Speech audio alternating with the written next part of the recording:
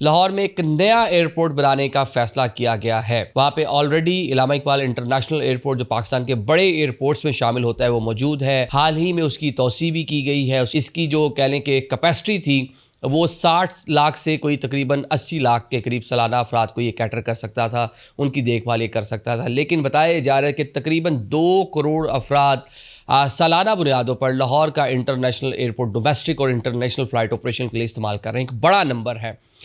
हुकूमत पंजाब ने इस पूरी सूरत हाल को देखते हुए, जो एविएशन आपकी मिनिस्ट्री है उसने देखते हुए इसको एक्सपैंड करने का फ़ैसला किया था। नए ब्रिजेस बनाए गए थे, कोई 31 के करीब जो डोमेस्टिक टर्मिनल है वो एक नया बनाया गया था। और बताया जा रहा था कि 2026 तक इसकी कैपेसिटी जितनी इस टाइम ज़रूरत है कि 2 करोड़ अफराद वहाँ से सफ़र कर रहे हैं, तकरीबन ऑलमोस्ट 20 मिलियन यहाँ तक लेकर आ जाया जाएगा। और इसके लिए काम जारी है। तो मतलब वैसे 2026 शुरू होने वाला है, तो ऑलमोस्ट उस जगह पर हम पहुँच चुके थे और तमीराती काम जो है मुकम्मल होने के करीब है।